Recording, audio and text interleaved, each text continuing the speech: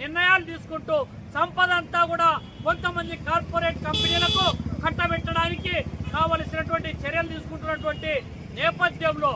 ఈ దేశ సంపద పరిరక్షణ కోసం పోరాటం చేయడానికి, ఆర్థిక రాజకీయ సామాజిక సమానత్వం కోసం జనగణన కులగణన చేపట్టి తద్వారా జనాభా ప్రాతిపదికన అన్ని స్థాయిలలో అన్ని అంశాలలో భాగస్వామ్యం కల్పించాలని ఈ యొక్క రానున్నటువంటి రోజులలో పోరాటం దిశగా ఈ యొక్క వార్షికోత్సవ సభలు జరగబోతా ఉన్నాయి. ఏదైతే పోరాడి సాధించుకున్నామో భూమి కోసం ముక్తి కోసం అనేటువంటి విధానానికి మరణ శాసనం చేసేటువంటి పద్ధతిలో భూములన్నీ కూడా కొంతమందికి కట్టబెట్టేటువంటి చర్యలు చేస్తున్నటువంటి నేపథ్యంలో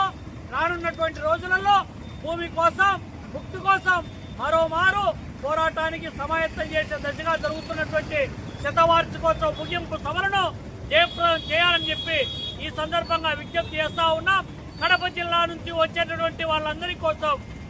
17వ తారీఖు సాయంత్రం 5 గంటలకు కడప రైల్వే స్టేషన్ వద్ద నుంచి ఖమ్మంకు